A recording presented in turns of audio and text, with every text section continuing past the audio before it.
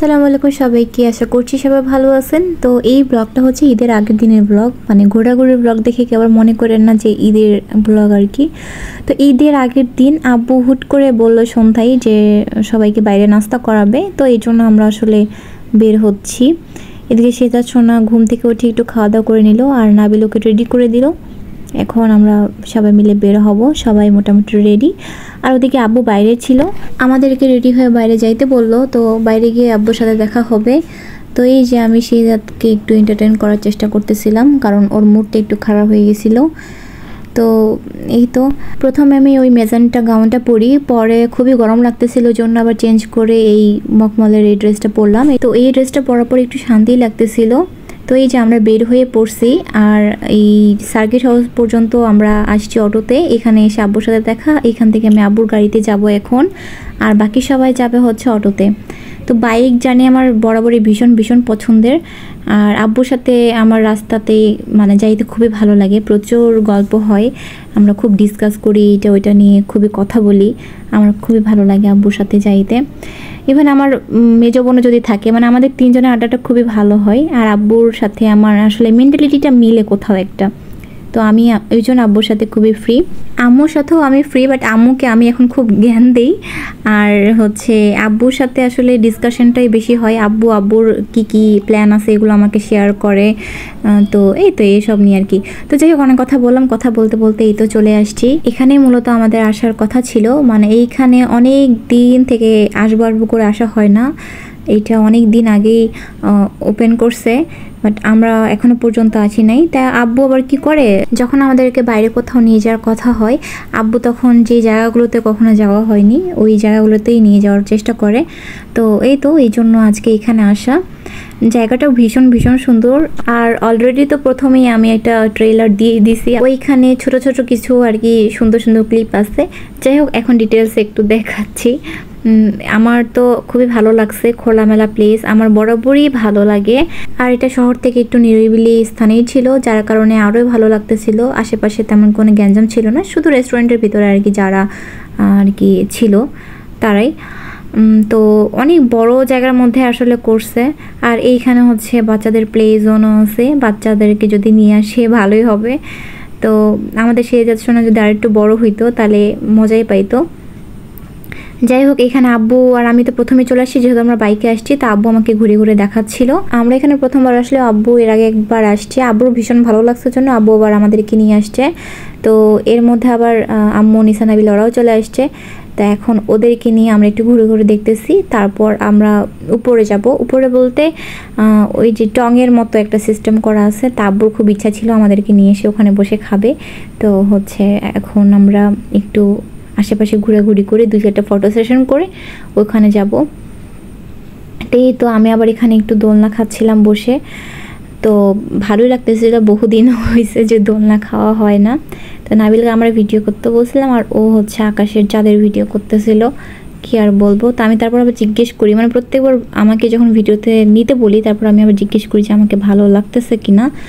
তো আজকের লুকটা আমার এমনিতেই নিজেরই ভালো লাগে না খুব একটা, কারণ আমি ভীষণ তাড়াহুড়ার মধ্যে রেডি হয়েছিলাম। প্রথমে তো বললাম ওই পিঙ্ক কালার গাউনটা পরছি, পরে হচ্ছে গাউনটা মানে গায়ের সাথে খুবই ফিটিং হয়ে গেছে, আমার খুবই অস্বস্তি লাগতেছিল। আর আমি টাইট জামা কাপড় পরতে পারি না, বরাবরই দেখবেন আমি একটু ঢিলে ঢালা কাপড়ই পরি। আর যেহেতু বোরখায় পরা হয় সেক্ষেত্রে বোরখা তো ঢিলে ঢালাই থাকে, যার কারণে আসলে খুবই কষ্ট হয়। মানে এমনি ড্রেস যখন টাইট কোনো ড্রেস পরি, বাসাতেও পরতে পারি না, আর নর্মালি বাইরে তো পরতেই পারি না।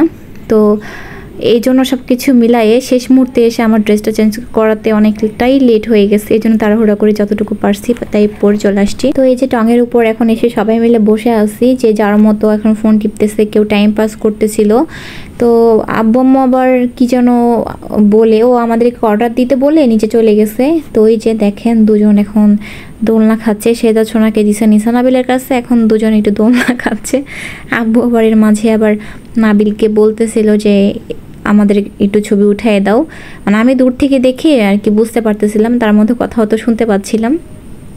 তো এই তো আর হচ্ছে এই টঙের উপর বসেছিলাম আমি আর সুমনা এক সাইডে ফোন টিপতেছিল, আর আমি হচ্ছে গিয়ে বসে থেকে তো আব্বু আম্মুর ভিডিও করতেছি। ভালোই লাগতেছিল দৃশ্যটা দেখে। এগুলো একসময় মেমোরি হয়ে থাকবে, তাই না? তো আমি তো এদিকে সবার থেকে শুনে শুনে অর্ডার করে ফেলছি, তারপর রিল্যাক্সে বসে থেকে একটু ফোন টিপতেছিলাম, কারণ আমার তো বাবা কোনো প্রিয় মানুষ নাই। আর এখানে যেদিকেই আমি তাকাচ্ছি সবাই দেখি জুটি বেঁধে আছে, মানে আমার আব্বু আম্মু তো ছিলই, আর এছাড়াও অনেক কাপল আসতে দেখতেছিলাম। তো ভালোই লাগতেছিল আসলে। আর এরকম একটা ওয়েদার, মানে এত সুন্দর একটা ওয়েদার ছিল, চারিদিক থেকে এত বাতাস ছিল, মানে ফ্যানের তো কোনো ব্যবস্থা ছিল না, আর ফ্যানের দরকারও হচ্ছিল না, এত সুন্দর বাতাস ছিল। তো সবাই এর মধ্যে স্বাভাবিকভাবেই মানে প্রিয় মানুষটার সাথে গল্প করতেই বেশি পছন্দ করবে, তাই না? তো এরকমই একটা সুন্দর ওয়েদার ছিল ওই দিন। কিন্তু আমি তো বাবা সিঙ্গেল মানুষ, আমার এইসব দিন বা সময় আসলে কল্পনা করাও পাপ। যাই হোক, এর মধ্যে তো খাবার চলে আসছে। নিসান আবিল অর্ডার করছিল চিকেন চাউমিন, আমি চিকেন চাপ, আর সুমনা হচ্ছে চিকেন ফ্রাই আর চিকেন চাউমিন, সরি চিকেন চাপটা একদমই বাজে ছিল, ভালো ছিল না। আর চিকেন চাউমিনটা মজা ছিল, ওদের থেকে একটু নিয়ে টেস্ট করে দেখলাম যে ভালো ছিল। আর চিকেন চাপ খেয়ে আমার পেট ভরে নাই, আমি পরে আবার চিকেন চাউমিন আরেকটা অর্ডার করছিলাম। আর এই তো এই চাউমিনটা কিন্তু মজাই ছিল, বাট তিলগুলোর জন্য আমার ভালো লাগতেছিল না, উপর দিয়ে সাদা তিল দিছে। যাই হোক, এরপর আব্বু অর্ডার করছিল হচ্ছে বিফ চাপ, হ্যাঁ মানে গরুর মাংসের চাপ, আর তার সাথে হচ্ছে লুচিটা অবশ্যই একটু পরে আসছে। যাই হোক, আম্মু স্পেশাল করে নিজের জন্য কিছু অর্ডার করেনি, আম্মু আসলে এগুলো জিনিস খুব একটা পছন্দ করে না। আব্বুর এখান থেকে 2-1 কামড় একটু খাইছে। তো আম্মু এখানে খাবে জন্য শেহজাদ সোনাকে আবার নাবিলের কোলে দিল। তো এর মধ্যে লুচি চলে আসছে, লুচিটা আমি একটু টেস্ট করে দেখলাম, লুচিটাও মজা ছিল। তারপর আব্বুর ওখান থেকে একটু মাংসের চাপ খেয়ে দেখলাম, এই চাপটা মজা ছিল, বাট আমার চিকেন চাপটা একদমই ভালো ছিল না। আর আমার বোনের চিকেন ফ্রাইটাও মনে হচ্ছিল যে এটা বাসি কোনো মানে আর কি মুরগি দিয়ে করা হয়েছে। তো সব কিছু খাবার পর চা অর্ডার করা হয়েছিল, তো সবার জন্য চা চলে আসছে, তন্দুরি চা।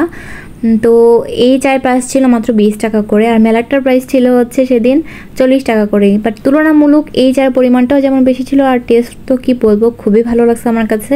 আমি যদি নেক্সটে কখনো যাই এখান থেকে চাউমিন খাবো আর এই চাটা খাবো আবার। তো আমি কোনো জায়গায় গেলে এই জন্য না এগুলো একটু ট্রাই করে সবার থেকেই খেয়ে দেখি, কারণ পরবর্তীতে গেলে টাকা ওয়েস্ট আর করা লাগবে না, যেটা পছন্দ হয়েছে ডিরেক্ট যায় সেটা অর্ডার করব। তো এই তো আমি চা নিয়ে একটু ফটো সেশন করলাম, তো তারপর দেখতেছিলাম যে কোন ব্যাকগ্রাউন্ডে ভালো লাগে। তো আলহামদুলিল্লাহ পরিবারের সবাই মিলে খুবই সুন্দর একটা সময় কাটালাম। তো এখানে একটা কথা বলে রাখি, আমার এই ভিডিও তো সবাই দেখে, আমার আত্মীয় স্বজন থেকে শুরু করে পাড়া প্রতিবেশী সবাই দেখে। তো অনেকেই আছে মানে একটু জেলাসি ফিল করে বা অন্য কিছু মনে করে, কিন্তু আমাদের কথা কি, যখন আমাদের একটা খারাপ সময় গিয়েছিল, প্রত্যেকটা ফ্যামিলিতে খারাপ সময় কিন্তু আসে, তো আমাদেরও অবশ্যই এরকম একটা সময় আসছিল যখন চারিদিক থেকে আমাদের অবস্থা খুবই খারাপ হয়ে গেছিলো। তখন কিন্তু আমার আব্বু আম্মু সহ আমাদের ফ্যামিলির প্রত্যেকটা মেম্বারই কিন্তু সাফার করছে, আমরা কিন্তু অনেক কষ্ট করে তখন আর কি চলছি ফিরছি। তো ওই কষ্টগুলো কিন্তু ভাগ করে নেওয়ার মতো কেউ ছিল না, কোনো আত্মীয় স্বজনও ছিল না, আমার বাবার সাইডে বলি আমার মায়ের সাইডে বলি কেউই ছিল না। তো এখন যখন আমরা হয়তো একটু ভালো আছি বা আলহামদুলিল্লাহ আল্লাহ হচ্ছে আমাদের আগের জায়গাতে আবার ফিরে নিয়ে গেছে, তো তখন দেখি যে কিছু মানুষের আমাদের এইগুলো দেখলে আসলে ভালো লাগে না, তারা আসলে মানে মনে মনে খুবই ফেড আপ হয়ে যায় আমাদের এইসব দেখলে। কিন্তু আমার এই একটাই কথা, আমরা কিন্তু সবসময় আমাদের সব আত্মীয় স্বজনের ভালোই চেয়ে আসছি, তো আমাদের ভালোটা চাইতে তাদের কি দোষের? যখন খারাপ সময় গেছে তখন তো পাশে কেউই ছিলেন না, তো এখন যখন ভালো আছি একটু ভালো যেন থাকতে পারি সেই দোয়াটাই করেন একটু সবাই। তো এটা সবার কাছেই বললাম, আত্মীয় স্বজন থেকে শুরু করে যারাই হয়তো আমাদের নিয়ে একটু জেলাস তাদের সবার উদ্দেশ্যে এই কথাগুলো বলা। আর আমার বাবা মা হয়েছে খুবই নির্লজ্জ, মানে তারা এই সব কিছু ভুলে গিয়ে তাদের সাথে সুন্দর মতো মিশতে পারলেও আমি কিন্তু এই কথাগুলো একদমই ভুলিনি। সেই সব মানুষকে আমি মনে রাখছি যারা কিনা আমাদের বিপদের দিনে ফোন বন্ধ করে রেখে দিয়েছিল, আরও অনেক কিছু। যাই হোক, এসব আর না বলি, প্রত্যেকটা আত্মীয় স্বজনের কথা আমি ভুলিনি। হয়তো সামনে পড়লে খুবই সুন্দর ব্যবহার করে কেটে দেই বা ওই সব আর কি, সামনে পড়লে তো কারোর সাথে আর খারাপ বিহেভ করা যায় না, ওটা তো আর কি যেটা মনে থাকে থাকেই। আর এটা আমার আব্বু আম্মুর শিক্ষা যে আত্মীয় স্বজনের সাথে সম্পর্ক আসলে বজায় রাখতেই হবে জীবনে চলতে গেলে, কারণ আত্মীয়তার সম্পর্ক ছিন্ন করাও যায় না, যে এটা আমাদের আসলে ইসলামেও আছে। তো যার কারণে মনের কথাগুলো এক সাইডে রেখে হাসি মুখে কথা বলি, কিন্তু যখন একাকী বসে সেই সব আত্মীয় স্বজনের কথাগুলো মনে করি যে আমার আব্বু আম্মুকে কী কী কথা বলে কষ্ট দিছে বা কী করছে তাদের সাথে, এগুলো যখন মনে হয় আসলে কোনো আত্মীয় স্বজনের প্রতি আমার রুচি আর থাকে না, আমি আব্বু আম্মুকে ডিরেক্টলি এই কথাগুলো বলি। যাই হোক, অনেক কথা বলে ফেললাম আজকে।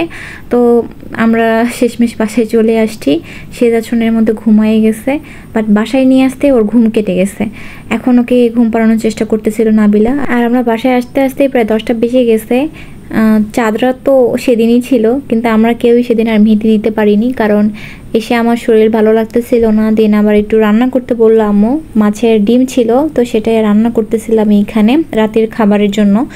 তো এটা দিয়ে রাতে খাবার খাবো, প্লাস সকালের জন্য একটু রাখছিলাম, মানে আমি যেন সকালে ঈদের দিন সকালে খাইতে পারি সেজন্য। আর ঈদের দিন হচ্ছে তেমন স্পেশাল কোনো কিছু করে আমাদের কাটেনি।